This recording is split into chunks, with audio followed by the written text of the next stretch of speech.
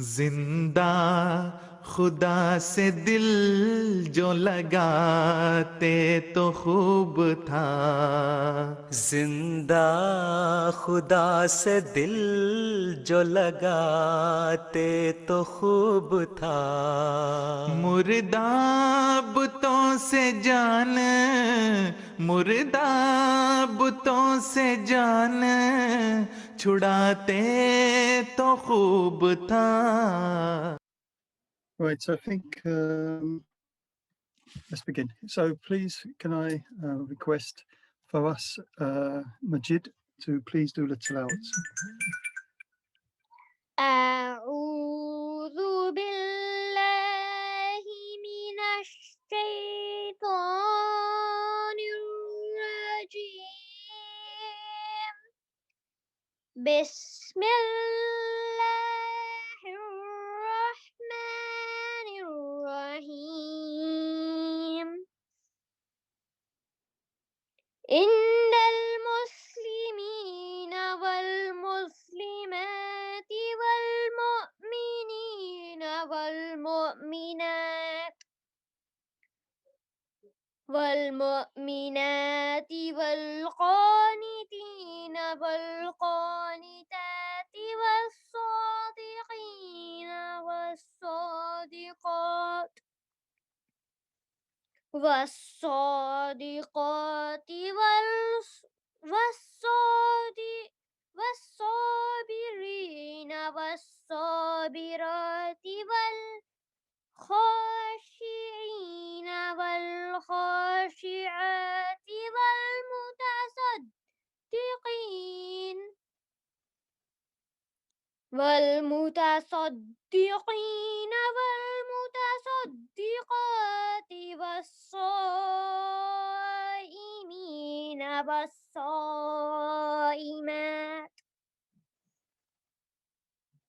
والصائمات والحافظين فروجهم والحافظات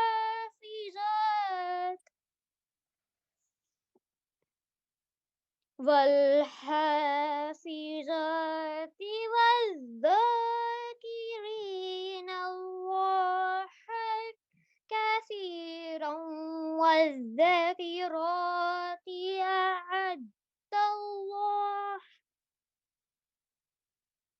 أعد الله لهم مغفرة وأجرا عظيما. Translation. I seek refuge with Allah from Satan the rejected. In the name of Allah, the gracious, the merciful. Surely, men who submit themselves to God, and women who submit themselves to Him, and believing men and believing women, and obedient men and obedient women, and truthful men and truthful women, and men steadfast in their faith, and steadfast women, and men who are humble and women who are humble, and men who give alms and women who give alms, and men who fast and women who fast, and men who guard their chastity and women who guard their chastity, and men who remember Allah much and women who remember Him. Allah has prepared for all of them forgiveness and a great reward. Jazakallah. Okay, Jazakallah khairan jazaa. Ashhadu an la ilaha illallah wahdahu la sharika lahu wa ashhadu anna Muhammadan abduhu wa rasuluhu. Amma ba'du, fa'udhu billahi minash shaitanir rajeem. Bismillahir rahmanir rahim.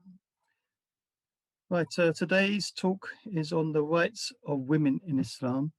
It was brought up that because it's International Women's Day on the 8th of March, so this might be an appropriate subject to discuss today. And I'm hoping that especially the women will be asking questions. As usual, at the end of the talk, there will be a chance for any questions, any comments. But if not, you can always put a message on the chat, and inshallah, that will be read out for you. Right, so the Islamic teachings about treatment of women is one of the most misunderstood. Western women generally view Muslim women as repressed and deprived of their rights. The media portrays the stereotypical Muslim woman as fully covered and dominated by her husband, with little more status than a slave. The fact is that for 1400 years, Muslim women have been enjoying rights for which Western women are still struggling. Islam provides guidance for the peaceful and ideal society. For such a society to exist, there must be a social system which upholds the rights and responsibilities of each individual. Such a system provides a balance in the role and status of men and women, thus putting the status of women on an equal footing with that of men. Such a society was in fact created over 1400 years ago by the Holy Prophet Muhammad through the guidance of Allah in the Holy Quran. Recently, in the newspaper Al-Hakam, I was reading an article from Atiya Shaukat, and one bit which really appealed to me was that she wrote, "The Holy Prophet Muhammad rewarded the pay of motherhood as paradise under her feet. What better pay is the pay of paradise under your feet? I know women are fighting for equal pay at work. It's unfair that this basic right is still being fought. But I am also take comfort that Islamically, one mother's reward exceeds the entire pay of all the men." So that was a very nice quote, I thought. Now let's talk about the treatment of women first of all. So before discussing the position of women in Islam, it is important to understand what the condition of women was before the advent of Islam. In pre-Islamic Arabia and in the rest of the world, their condition was equal to that of slaves and chattels, having no rights. Women could neither own nor inherit property. In domestic affairs, they had no rights over their children or themselves. In fact, they could be sold or abandoned by their husbands at will. Abused by their husbands, they had no recourse to divorce. They had no real status in the society, not even being respected as wife, mother, or daughter. In fact, the daughters were considered worthless and were often killed at birth. Women were given little or no education and had no say in religious matters, being regarded as limited in spiritual and intellect. These abusive conditions existed well into the 19th century in most parts of the world, including in England and the United States. Where some basic rights were given to women only in the beginning of the 20th century, but in Arabia in the 7th century, with the advent of Islam, the conditions of women changed dramatically. Almost overnight, women were endowed with equal rights and put at the same level with men. Allah makes it clear that He has created men and women as equal beings, as the Holy Quran states, that He has created you from a single being, then of the same kind made its mate. This single verse removes any taint of inferiority leveled at women by men. The Holy Quran further ensures women's equality on the spiritual, intellectual, social, and economic level. In addition, women's rights were safeguarded by the Holy Prophet Muhammad, as he himself carried out the commands of Allah and treated women with great honor, kindness, and dignity. The most important change that Islam brought for women was to raise their spiritual status. Allah has clearly said in the Holy Quran that women has a soul, that she has the same spiritual capacity as a man, and that she can attain equal spiritual rewards by her own efforts. The Holy Quran states, "But whoso does good works, whether they're male or female, and is a believer, such will enter heaven."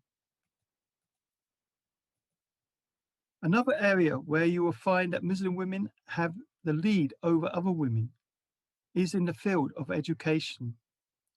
Islam stresses that education for men and women is of equal importance.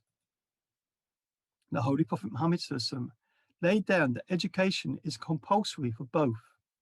He has said, "It is a duty of every Muslim man and every Muslim woman to acquire knowledge." Again, he's exhorted both that they should seek knowledge even if they have to go to China, or that they should seek knowledge from the cradle to the grave.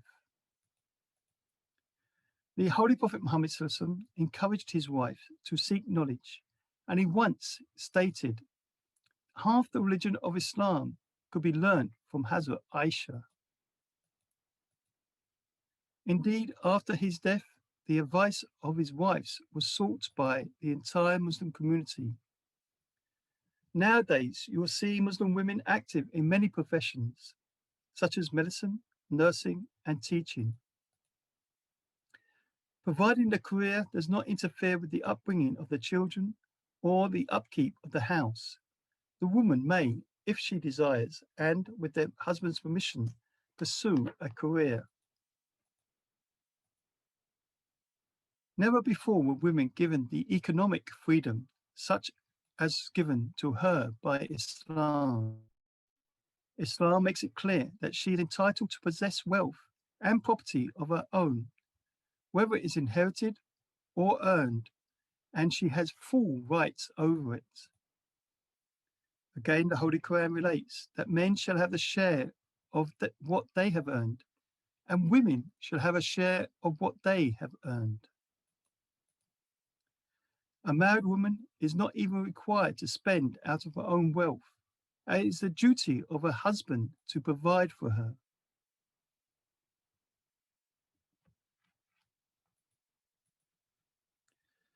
The Holy Quran states that men are guardians over women because Allah has made some of them excel others, and because they spend of their wealth. So this means that the husband is responsible for his wife's needs and her protection, and he is to supply the money for the maintenance of his wife and her home. He cannot demand any money from his wife. This is his responsibility. Islam further protects the economic status of the woman by requiring a husband to give her a hakmer, a dowry, at a time of marriage. This becomes part of her exclusive wealth, and her husband has no right over it, unless, of course, she wishes to share it with him. The common practice found in some Islamic countries today, where the groom demands that his bride brings a dowry of gold and household items to the marriage, is totally un-Islamic. Islam has also given the right of inheritance in the property of their fathers, husbands, and children, etc. The pre-Islamic practice of killing infant girls at birth for fear of humiliation or poverty was totally abolished by Islam. Islam goes on to teach a father that he must raise his children in the same way as he had raised his sons. In fact, taking good care of a daughter opens a door to paradise for a Muslim. The Holy Prophet Muhammad has said that he who brings up two girls through their childhood will appear on the day of judgment attached to me like two fingers of a hand.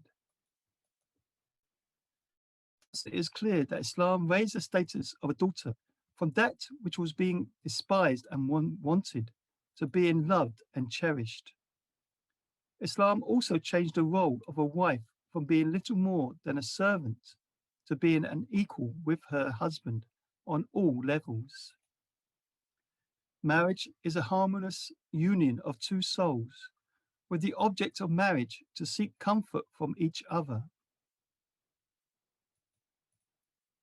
The Holy Quran beautifully defines the equality of the relationship. The Holy Quran states, "They are a garment for you, and you are a garment for them."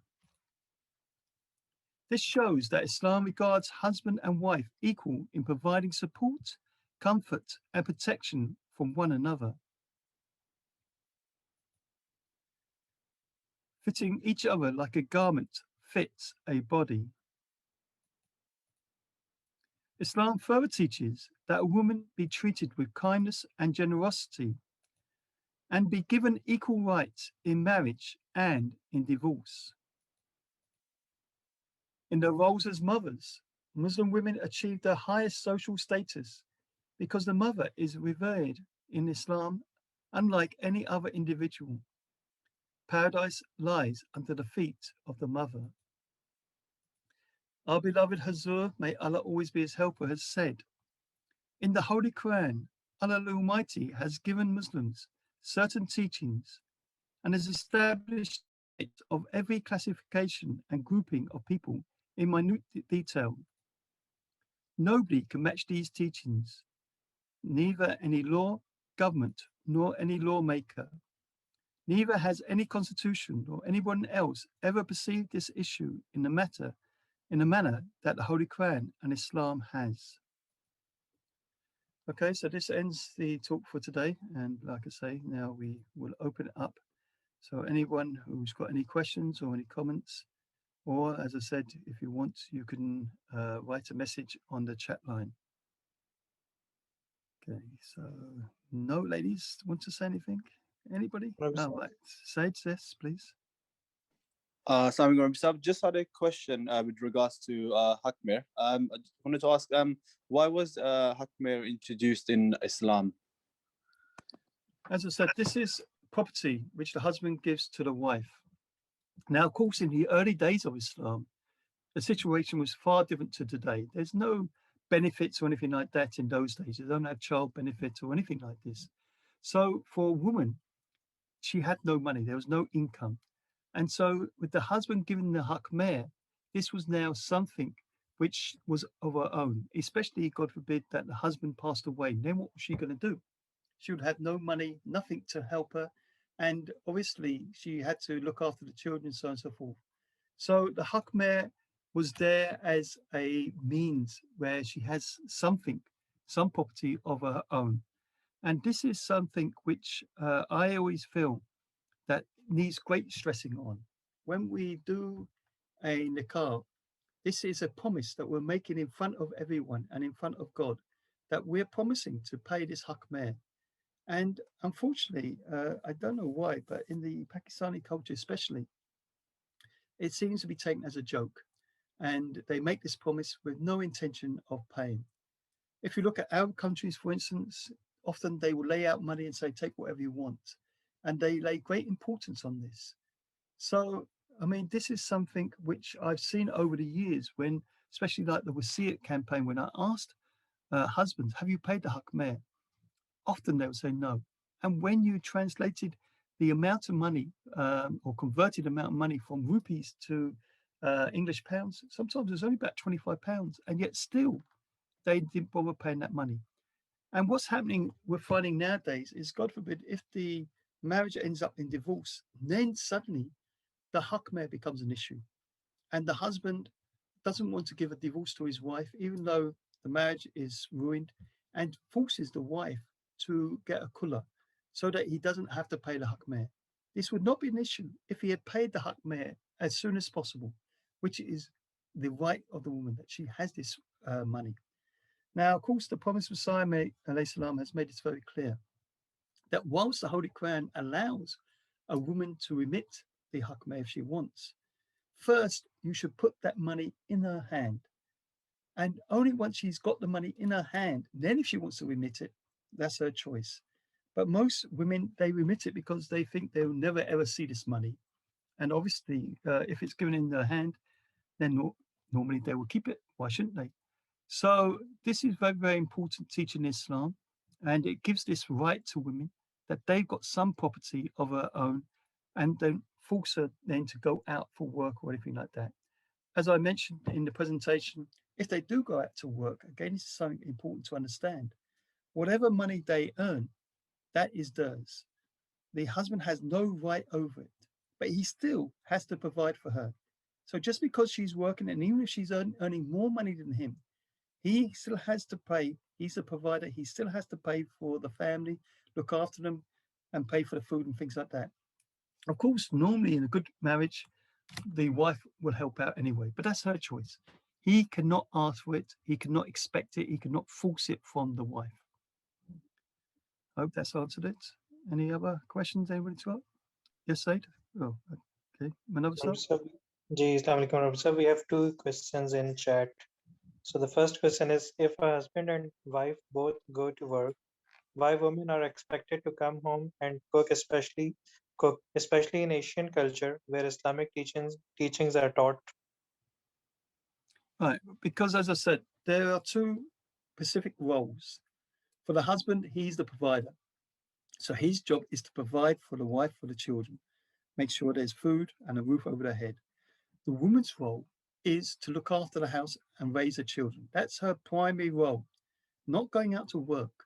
As I said, normally, if there is no children or if the children have now gone to school, she's got free time and she wants to do something.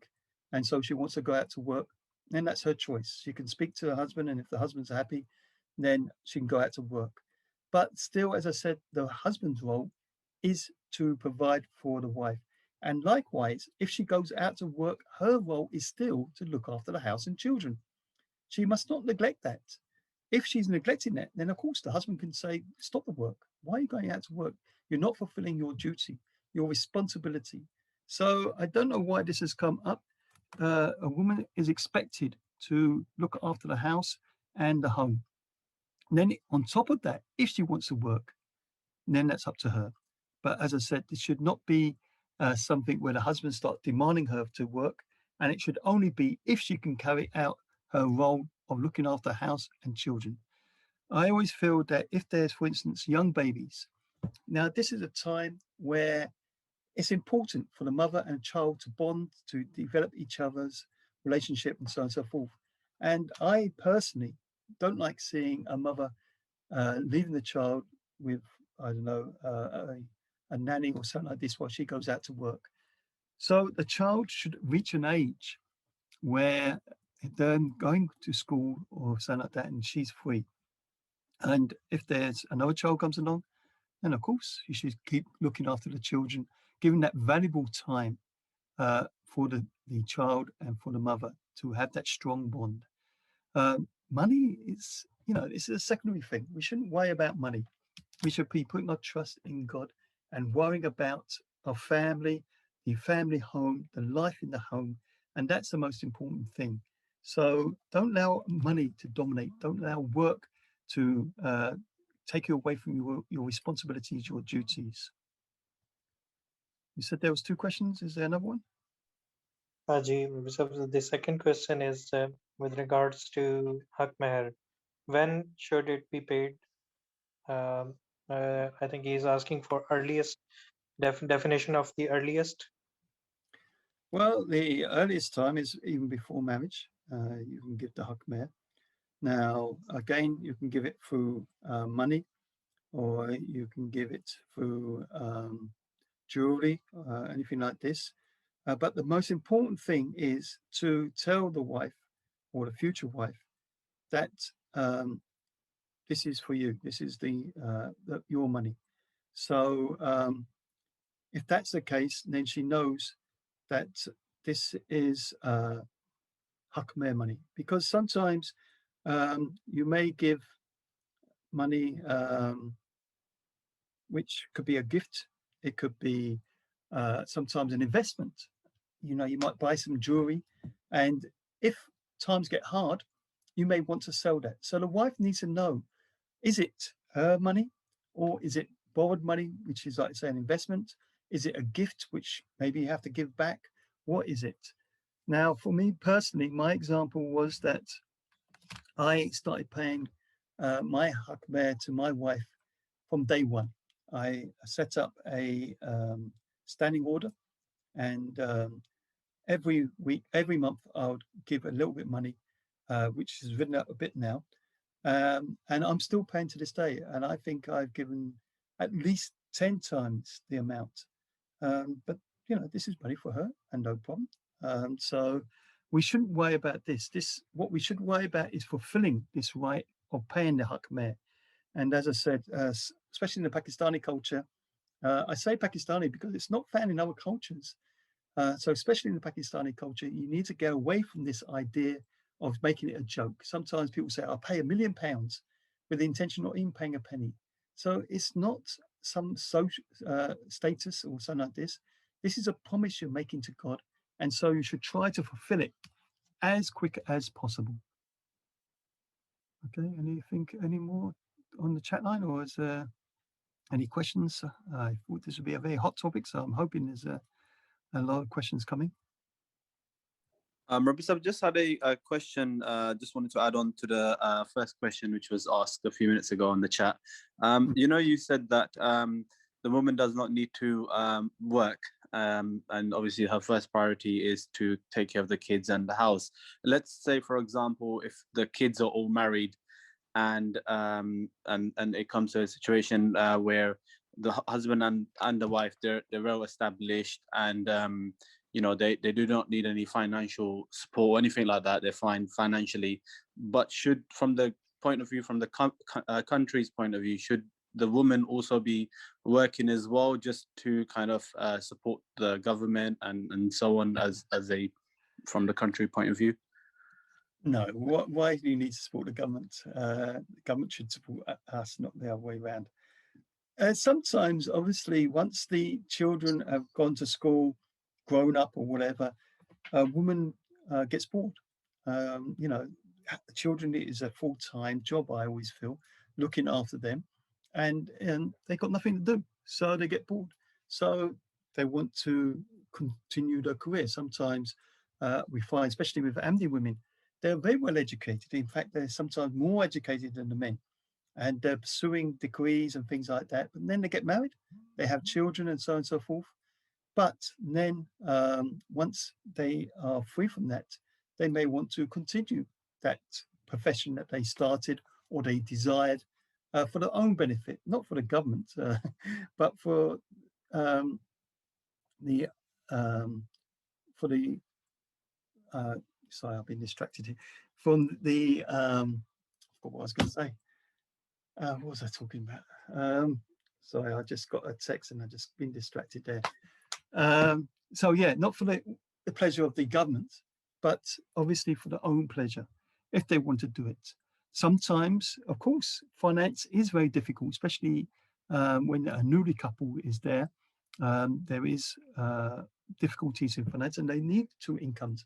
But again, you've got to be very careful, because some people, they get joint mortgages, and that's fine in the beginning.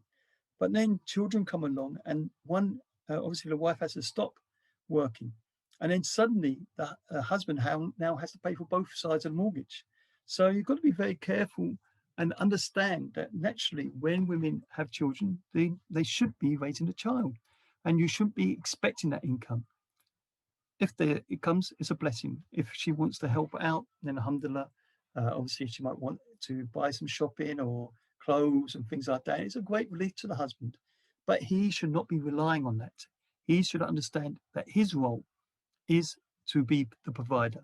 And if the wife wants to help out, alhamdulillah, then of course, by helping out, that's making a happy home, and everybody wants a happy home. So Bahat, you've risen your hand. Assalamu alaikum. Welcome, Salam.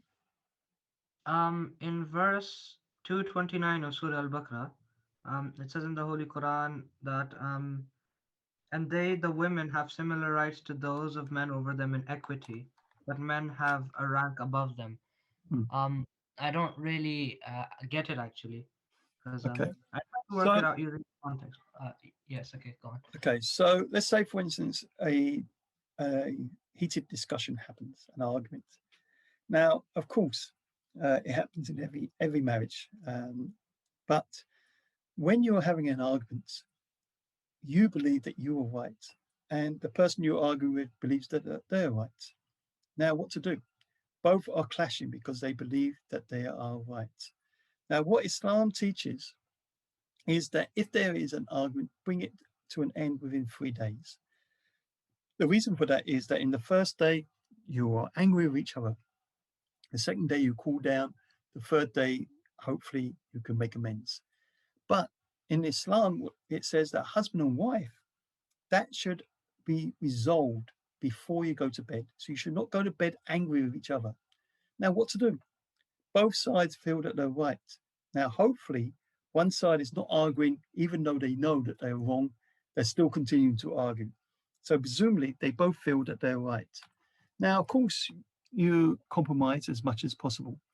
But what Islam says, and this is why this word taqwa is mentioned 5 times in the nikah ceremony, that you should always bring Allah to the marriage.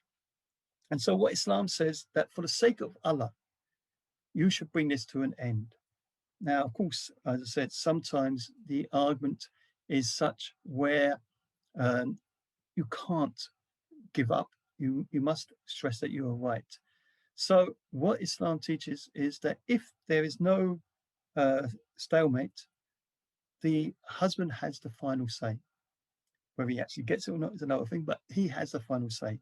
So this is what this is referring to, that the husband, because he is the wage earner, he's the provider, so he gets the final say in all things. As I said, normally a marriage, you work together, and so it's not really an issue. But if it has to, if there comes, like, for instance, this example I'm giving of an argument, then the husband has the final say, and that's how you resolve it. So this is what this verse is referring to. Okay, anybody else got any questions they would like to ask? Okay, no one's got any more Sir, questions? Jihan, yes? we just got a question in chat. So just Right. in some marriages, people write too much hak meher beyond their capacity. What's your advice on this one? Right, I mean, in Islam, basically, what it teaches is that the minimum hak meher is to teach your wife 3 surahs of the Holy Quran. That's a minimum. Now, of course, the second Khalifa, Radiallahu anhu, he gave advice. It was only advice, but he gave advice that 6 months of your year's salary should be fixed for the salary, for the hak meher. Now, of course, everyone's different. I mean, if you've got a multi-millionaire person, he's far different to a person who's come from a poor place and things like that. So you've got to look at the condition of the people as well. But that was an advice. Recently, Hazur said that the hak meher should be 10,000. That's now been lowered, and I think presently it's about 4,000 or 5,000. But again, this is something where the 2 families should decide amongst themselves. This is the way. I mean, you should be fixing or saying that this is a limit. It's just a guidelines, and even with Azure, that I mean, if you feel that it's too much, you can write to Azure and say, look, I would prefer to pay this, or both sides have agreed to such and such. So it shouldn't be, as I said, a show. As you said, some people, they say, I'm going to give £1 million, and they have no intention. But the main thing is that whatever you promised, whether you pay it in installments, whether you pay it upfront, whether you pay it at some point, it should be paid. That's the most important thing. And of course, you hope that your condition will get better, and so you can pay it off. But it's better, I feel, that have that intention of paying it as soon as possible. So, as I said, it's the whole idea of it is to give that freedom to the woman, that she's got money of her own. How she wants to spend it is really up to her. Okay, any other questions? Okay, Zaid, you put your hand up. Jim, I just wanted to ask. There was an interview on BBC 4 where this journalist was interviewing a some woman. I'm not sure who it was, but she basically posed a question that why are there no female imams in Islam? And she started to basically ask how many are there in the country and so on. So just for the benefit of everyone, if you could just elaborate on this point as well, please. There are female imams, of course there is, but the female imam leads the prayers for the women only. And unlike the men who the imam is out in front, the female imam will be in the middle of the first row of ladies. And the answer is simple. As you know, in Islamic prayer, we prostrate. And so because whether you have a woman in front of you or by the side of you, there should be no touching and anything like this. The whole idea of the prayer is to focus on Allah. So men are very weak, unfortunately. If a woman is prostrating in front of us, we may be thinking more about the woman than for Allah. So for this reason, you can't pray, have a woman imam of men, but there's women imam of ladies. Of course there is. That's not a problem for ladies. But this is the main reason for men. Does the same thing apply, sorry, to like a priest or something like that as well? What do you mean, priest? Lady priest or? Yes. I mean, in this Christianity, they don't pray like we pray. I mean, that's a different thing. So there are lady priests there because they're not doing the sajda. So it's a different kettle of fish. In Islamic prayer, as you know, we prostrate. And so because we're prostrating, this is what I'm saying, that if a lady is prostrating in front of you, then you're going to be looking at her and not thinking about Allah. You shouldn't be. I mean, maybe someone has got great restraint, but as I said, we're a weak lot. And to help us men, this is why they don't do it. So in Christianity, they do have lady priests, lay preachers and things like this. But that's just to give sermons and things like that. It's a different kettle of fish. It's not leading like we have the prayers. They don't have this prostration that we have. And RH, you've got your hand up. Assalamu alaikum. I just Waalaikum wanted clarification on in Islam when presenting evidence or going to court, etc., why there would be one man required as a witness in comparison to two women? Right, again, because sometimes it shouldn't happen, but sometimes for a lady, she could be pressurized much more than a man, threatened and whatnot. So if there's two ladies, then hopefully this will not be happening, that you have to threaten both of them. So as a standby to help support that woman, that's why there are two women. So it's really for this sort of thing that because they may be witnesses of something, and if they get threatened, so they may succumb to that. Of course, some women are strong, but I mean, it's taking people in general. So obviously all over time. So this is why the second woman is there to support the first woman witness to make sure that if, God forbid, she is being pressurized and so she gives a wrong statement, the second woman is there to support and say, no, this is the actual fact. So that's the main reason behind that. So we got one more question in chat. This question is, why isn't there a jamia for women? MashaAllah, there is now. There's the Aisha Academy, which is starting up very shortly. Of course, in India and Pakistan, they've had, what's it called, the Nusrat Jahan academies and things like that. So finally, alhamdulillah, I mean, the women have been asking for this for a long time. So now there is this Aisha Academy, which is just started. Obviously, because of lockdown, it hasn't physically started, but I think it's online at the moment. But inshallah, it will be there where ladies can go for further religious education. Any other questions or any more chats? No question in chat, Rabbi Sahib. Right. Anybody got anything else? We've got a few more minutes left, and then obviously we're going to have to finish. As I said, today's was because of this International Women's Day on the 8th. But if anybody's got any particular topic that they want to discuss, please let us know, and we'll try and look into it, and hopefully we can make that as a topic. So please, like I say, if there's anything there, you can contact Zaid, Abir, Manava, Toby, or anybody like that. And likewise, we know the number of devices that people have, but it's always good to know how many people are actually listening in, so they can give a proper report of all these sort of functions, whether it's a class, whether it's a meeting. So if you can let us know how many people are in your household, again, you can just send a message through chat or whatever. That's always appreciated. Okay, anybody else got anything, or shall we finish it there?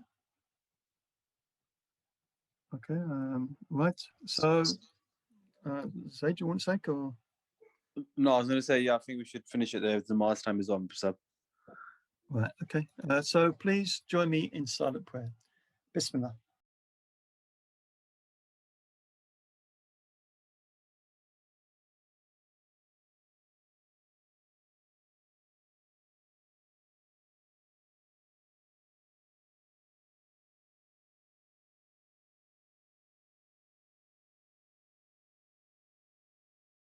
I'm sorry, Amin. Okay, Assalamu alaikum.